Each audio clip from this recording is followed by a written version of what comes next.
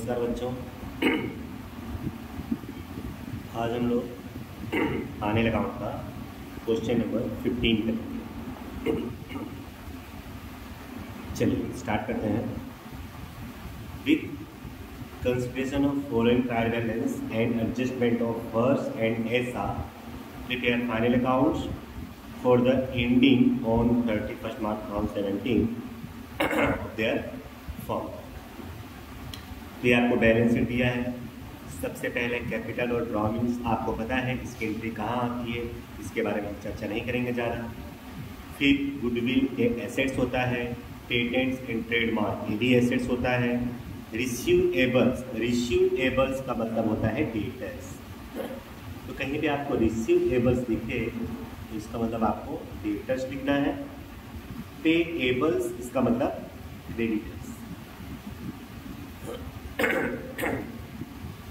तो बच्चों जो डेटर्स होता है वो एसेट्स होता है, इसलिए एसेट्स डेबिट होती है। तो जो डेबिट वाला है वो डेटर्स है, ये डेटर्स है और ये क्रेडिटर्स है। क्रेडिटर्स लायबिलिटी होती है और लायबिलिटी का क्रेडिट बैलेंस होता है, इसलिए जो क्रेडिट में है वो क्रेडिटर्स है।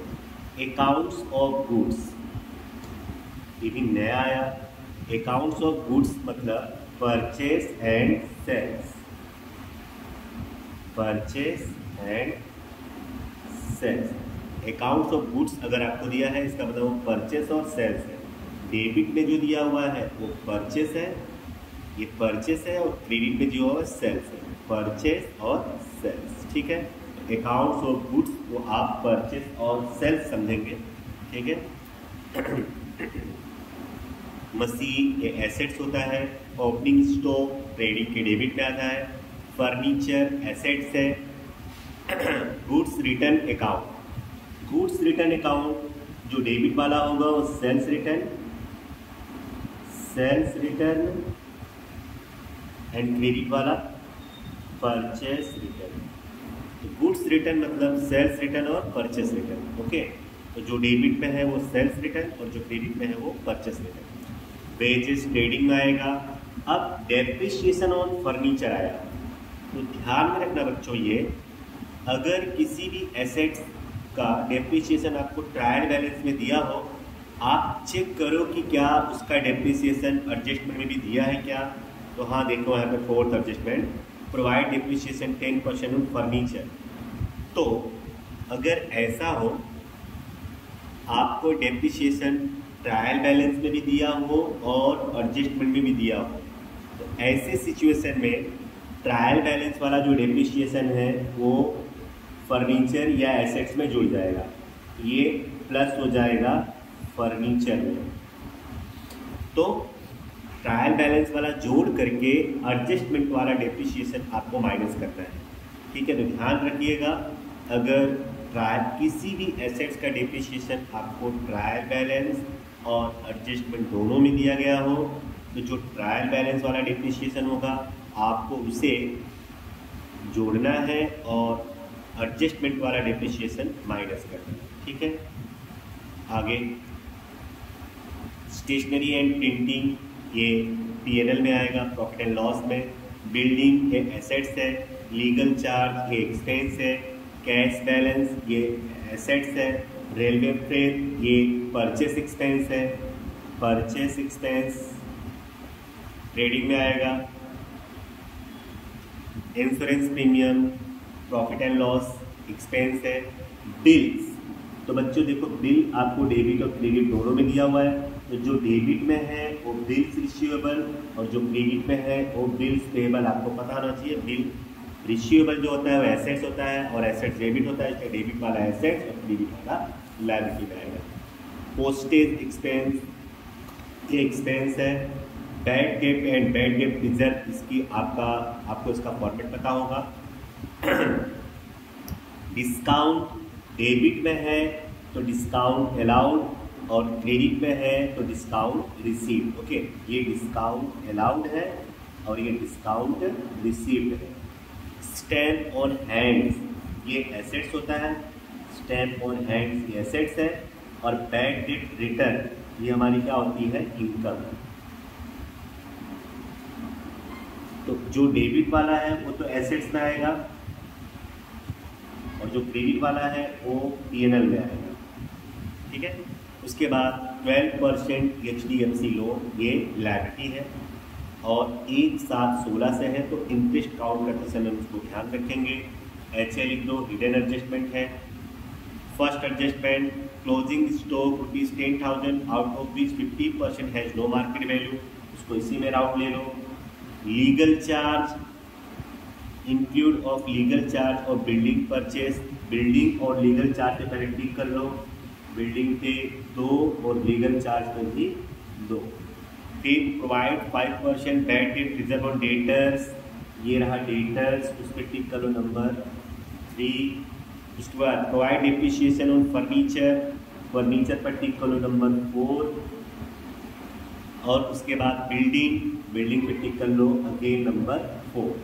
उसके बाद 1/3 share of patent and trademark is to be written off, आपको पेटेंट दिख रहा होगा, ये रहा पेटेंट एंड ट्रेडमार्क, उस पर टिक कर लो नंबर 5। ओके, तो इस तरह से आपको क्वेश्चन दिया गया है। अब इस क्वेश्चन को हम लोग सॉल्व करेंगे। मैंने ऑलरेडी अकाउंट बना करके रखा है। Question number 15,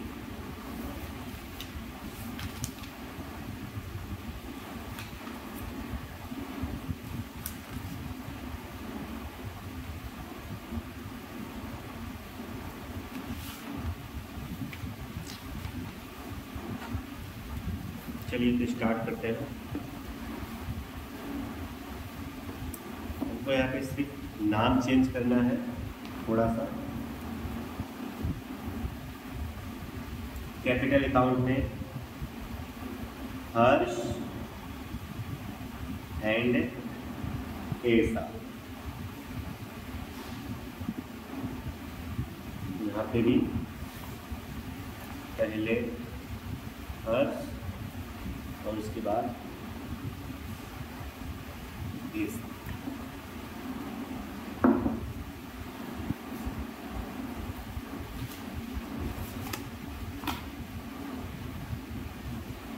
question number 2 start करते हैं।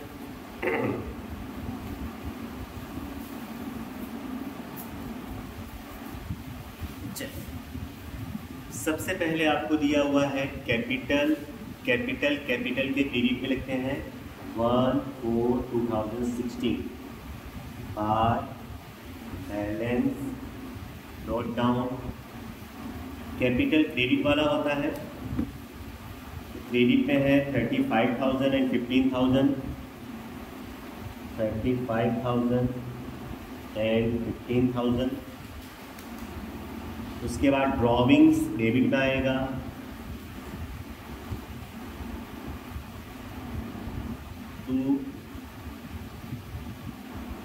Drawings 5,000 and 2,500।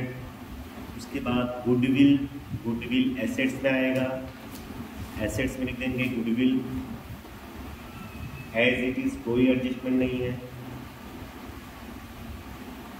गुडविल में लिख देंगे 5,000। नेक्स्ट उसके बाद पेटेंट एंड ट्रेडमार्क है, वो भी एसेट्स है, यहाँ लिखेंगे पेटेंट एंड ट्रेडमार्क 2700 दिया हुआ है, उसमें माइनस करेंगे। आपको 5th एडजस्टमेंट दिया हुआ है 1/3 share of patent and trademark is to be written off. Written off करना मतलब घटाना, रिटर्न ऑफ 1/3, तो 1/3 करोगे 2700 का divide into 1 divided by 900। Okay, 900 minus करेंगे तो आएगा 1800, और ये हमारा लॉस है, इसलिए प्रॉफिट एंड लॉस के डेबिट में आएगा। तो return of patent and trademark 900। Next उसके बाद दिया हुआ है रिसीवेबल्स एंड पेबल्स। तो रिसीवेबल्स डेटर्स होता है, एसेट्स में लिखेंगे डेटर्स। इस पे एडजस्टमेंट दिया हुआ है, इसमें इनर कॉलम लिखेंगे 31,000। और इसमें थर्ड एडजस्टमेंट है provide 5% bad debt reserve on debtors. तो यहाँ पे माइनस हो जाएगा DDR ADJ 5% एडजस्टमेंट में। तो 31,000 का 5% करेंगे तो 1,550 रुपये आएंगे। माइनस कर दो इक्वल टू 29,450। और इसकी दूसरी एंट्री प्रॉफिट एंड लॉस की डेबिट में आती है। उसका पूरा स्ट्रक्चर लिखना पड़ेगा आपको।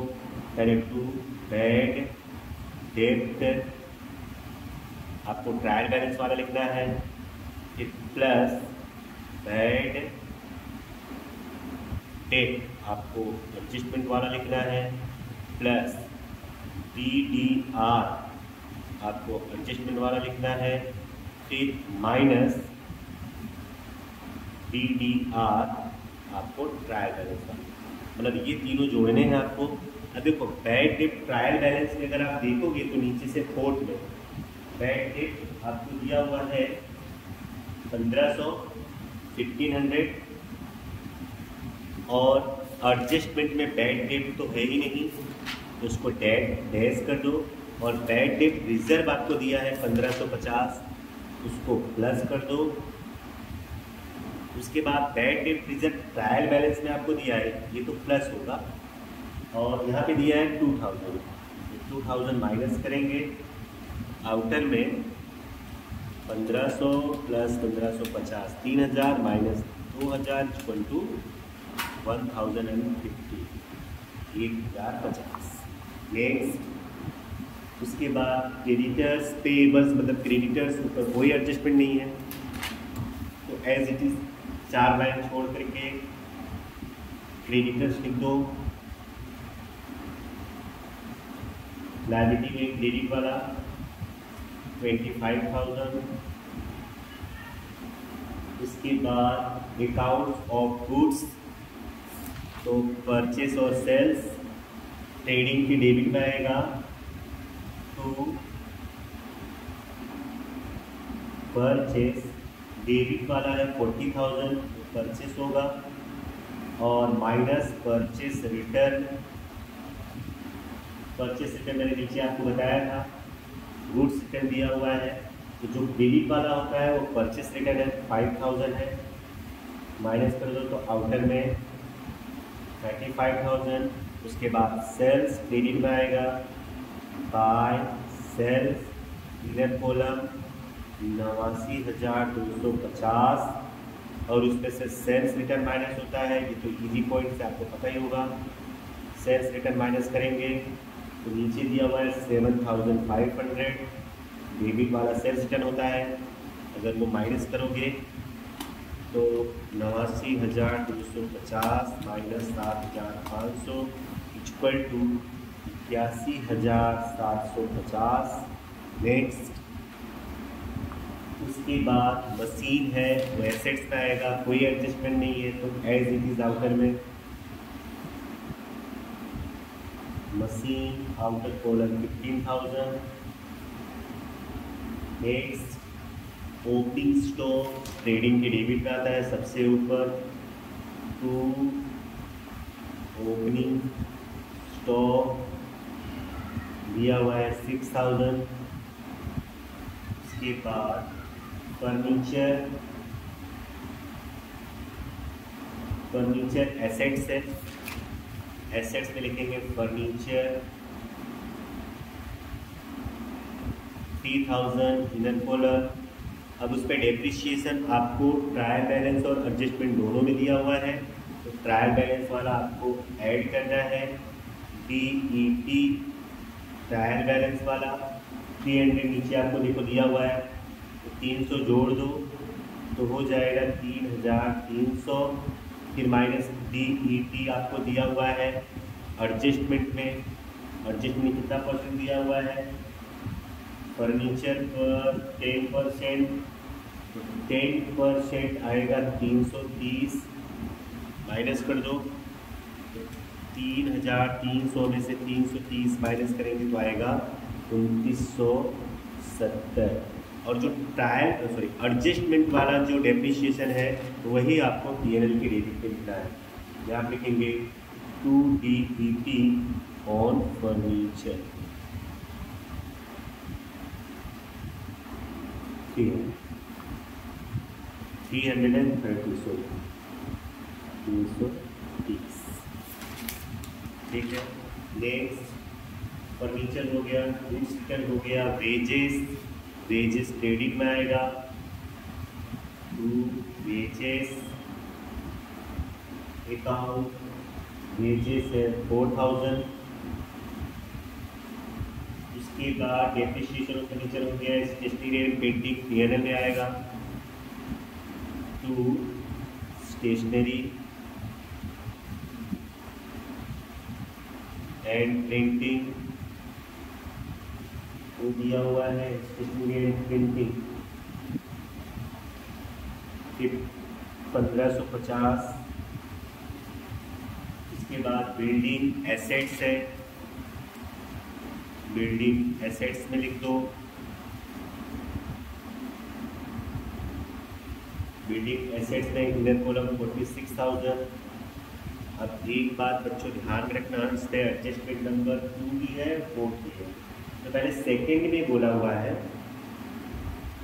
देखो सेकेंड एडजस्टमेंट पढ़ने के पहले मैं आपको बता दूं कि किसी भी एसेट्स का अगर कोई एक्सपेंस है तो वो एक्सपेंस अलग से कहीं नहीं लिखेंगे, उस एक्सपेंस को उसी एसेट्स में जोड़ करके लिखते हैं। ये आपने 11th में पढ़ा होगा डिप्रिसिएशन के चैप्टर में, मशीन परचेज करो तो उसका इंस्टॉलेशन चार्ज मशीन में ऐड कर देते हैं। ये तो कोई भी एसेट्स आप परचेज करो तो उसका जो भी एक्सपेंस होगा वो उसी एसेट्स में ऐड करके लिखा जाता है। तो यहाँ पर सेकेंड एडजस्टमेंट बोला है कि legal charge included of legal charge of building purchase. तो बिल्डिंग परचेज का जो लीगल चार्ज है तो बिल्डिंग का एक्सपेंस होगा, इसलिए उसको बिल्डिंग चार्ज बिल्डिंग में ऐड करेंगे। तो यहाँ लिखेंगे plus legal charge of building, building का एक्सपेंस बिल्डिंग में ऐड होगा तो 4000 ऐड कर देंगे तो बिल्डिंग हो जाएगा 50,000। तो अब उसमें फोर्थ एडजस्टमेंट है कि डिप्रिसिएशन काउंट करना है इसमें, DEP 5%, तो 2500 आएगा एंड आउटर कॉलम में आ जाएगा 47,500। तो ये जो माइनस हुआ है वो आ जाएगा प्रॉफिट एंड लॉस के डेबिट में, 2 DEP on building, 2 DEP on building 2500। Next legal charge अब आया, लीगल चार्ज आपको दिया है तो यहाँ की जो लीगल चार्ज, ये तो प्रॉफिट एंड लॉस का एक्सपेंस है 6500, लेकिन उसमें से माइनस कर देंगे बिल्डिंग एक्सपेंस, बिल्डिंग का एक्सपेंस चार्ज आता है ना, लीगल चार्ज बिल्डिंग का, तो चार्ज माइनस कर दो तो ये हो जाएगा 2500। नेक्स्ट आपको दिया हुआ है कैश बैलेंस, कैश बैलेंस तो एसेट्स होता है, एसेट्स में आएगा कैश बैलेंस कितना दिया हुआ है 300। नेक्स्ट रेलवे फ्रेट, ये हमारा एक्सपेंस है, ट्रेडिंग में आएगा, परचेस एक्सपेंस है, रेलवे फ्रेट ये है 600। इंश्योरेंस प्रीमियम ये पीएनएल क्रेडिट में आएगा, एक्सपेंस है, 2 इंश्योरेंस प्रीमियम, इंश्योरेंस प्रीमियम 1150, 1150। इसके बाद बिल्स तो जो डेबिट में है वो बिल्स इश्यूएबल है, एसेट्स में आएगा। बिल्स रिसीवेबल 4000 और जो क्रेडिट में है वो लायबिलिटी में आएगा। Bills payable 2500। उसके बाद पोस्टेज एक्सपेंस, ये एक्सपेंस है, पीएल डेबिट में आएगा। To postage expense 2000 PL debit में आएगा। फिर इसके बाद है बैड डेट और बैड डेट रिजल्ट तो हो गया। डिस्काउंट जो डेबिट में है वो डिस्काउंट अलाउड है, तो यहाँ देखेंगे टू डिस्काउंट अलाउड डेबिट वाला 750 और जो क्रेडिट में है वो डिस्काउंट रिसीव्ड है तो पीएनएल के क्रेडिट में आएगा, क्योंकि प्रॉफिट है वो बाय डिस्काउंट रिसीव्ड, ये दिया हुआ है 1500। उसके बाद stamp on hands, stamp on hands ये एसेट्स है तो एसेट्स में आएगा। Stamp on hands 150। उसके बाद जो 1250 है वो बैड डेट रिटर्न, ये हमारा प्रॉफिट है, इनकम है, तो पीएल के क्रेडिट में आएगा। बाय बैड डेट रिटर्न, डूबा हुआ पैसा को वापस मिल गया। नेक्स्ट, अब उसके बाद HDFC की लोन है, यहाँ लिखेंगे 12% HDFC लोन जो दिया है हमको 10,000। उसमें हिडन एडजस्टमेंट है, उसमें माइनस करेंगे interest on loan, interest on loan. तो बच्चों ये जो लोन है वो है 1/7/16 टू 31/3/17, मतलब कितने महीने होते हैं? 9 मंथ। तो 9 मंथ का इंटरेस्ट आएगा, तो interest on loan equal to 10,000 into 12% into 9/12 equal to I think 900 आएगा। 10,000 इंटू 12% इंटू 9/12 इक्वल टू 900। तो इंटरेस्ट ऑन लोन 900 है, तो ये लोन में ऐड हो जाएगा 900, इसे हमें चुकाना पड़ेगा, तो 10,900। और ये हमारे लिए एक्सपेंस है, ये पीएनएल की डेबिट में भी आएगा।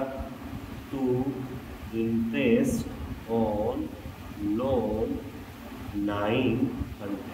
ओके, तो इस तरह से ट्रायल बैलेंस पूरा हो गया बच्चों। एडजस्टमेंट में आपका पहला एडजस्टमेंट बाकी है, बाकी सारे एडजस्ट हो गए। Closing stock ₹10,000 out of which 50% है नो मार्केट वैल्यू। तो 10,000 का क्लोजिंग स्टॉक है, जिसमें से 50% जो स्टॉक है उसकी कोई मार्केट वैल्यू नहीं। इसका मतलब 10,000 में से 50% तो चला गया, तो 10,000 का 50% 5,000, उतना चला गया, तो कितना बचा? 5,000। तो एसेट्स में आएगा, यहाँ लिखेंगे ट्रेडिंग की क्रेडिट में आएगा। क्लोजिंग स्टॉक 5,000 और ये हमारी एसेट्स है, इसलिए एसेट्स में भी आएगा क्लोजिंग स्टॉक, ठीक है 5। इस तरह से बच्चों हम लोगों को फाइनल अकाउंट का एडजस्टमेंट भी पूरा हो गया। अब अकाउंट क्लोज करेंगे, तो पहले ट्रेडिंग अकाउंट क्लोज होता है, तो किस तरफ का टोटल ज़्यादा है? क्रेडिट साइड का 81,750 plus 5,000 equal to 86,750 plus 86,750 minus 6,000, 35,000, 4,000 and 600 equal to 41,150, 41,150 to gross profit. और ये ग्रॉस प्रॉफिट आएगा ट्रेडिंग के P&L के क्रेडिट में, प्रॉफिट एंड लॉस के क्रेडिट में। यहाँ आप लिखेंगे बार ग्रॉस प्रॉफिट इक्वल टू 41,150।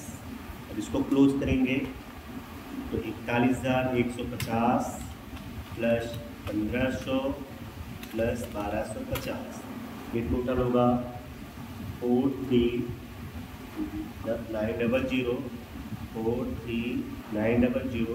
उसमें से डेबिट वाला सब माइनस करेंगे तो -900 minus 10,050 sorry 1,050 plus 330 minus 1,550 minus 2,500, फिर 2,500, 1,150, 2,000, फिर माइनस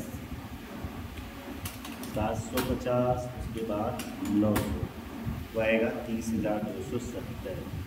30,270 ये हो गया हमारा नेट प्रॉफिट। और नेट प्रॉफिट आता है बच्चों P&L अकाउंट की क्रेडिट साइड में। यहाँ पे लिखेंगे बार नेट प्रॉफिट 30,270, तो इसमें तो टोटल वही आएगा 30,270, यहाँ पे भी 30,270 और गैप भी आएगा 30,270। इसी को बोलेंगे divisible profit. To divisible profit मतलब पार्टनर्स के बीच में डिस्ट्रीब्यूट करेंगे। और इसमें आपको profit and loss sharing ratio नहीं दिया है तो इक्वल रेशियो में बांट देंगे। हर्षा एंड एसा इक्वल रेशियो मतलब divided by 2 equal to 15,135 and 15,135। और ये जो प्रॉफिट है वो आ जाएगा हमारे कैपिटल के क्रेडिट में 31,317 बाय डिविजिबल प्रॉफिट। फर्स्ट का 15,135 और सेकेंड का भी 15,135। चलो अब इसको भी क्लोज करते हैं तो 35,000 प्लस 15,135 हो जाएगा 50,135। इसका टोटल 15,000 प्लस 15,135 प्लस 15,135 तो 30,135। यहाँ लिखेंगे 50,135 और 30,135। गैप निकाल दो। 30,135 में से 2,500 घटाओगे तो आएगा 27,635 और 50,125 में से 50,135 में से 5,000 माइनस करोगे तो 45,135। 45,135 ये हमारा क्लोजिंग कैपिटल आ गया 31,317। यहाँ लिखेंगे 2 LNCD कैरेट डाउन और ये आ जाता है हमारे लायबिलिटी में। कैपिटल को लायबिलिटी में लास्ट में देंगे। हर्षा और ऐसा का पहले वाले का है 45,135 और दूसरे वाले का है 27,635 27,635। दोनों को जोड़ लो 45,135 प्लस 27,635 आ गया 72,770। चलो पहले से को क्लोज करते हैं तो 72,770 plus 25,000 plus 2,500 plus 10,900 equal to 1,11,170। 1,11,170 और इधर भी आएगा। इधर का भी टोटल कर लेते हैं 5,000 plus 1,800 plus 29,450 plus 15,000 plus 2970 plus 43,500 plus 300 plus 4,000 plus 150 और प्लस 5,000। मेरा कभी टोटल आ गया 1,11,150। तो इस तरह से बैलेंस शीट का दोनों तरफ का टोटल आ गया, तो हमारा क्वेश्चन एकदम सही है। ओके।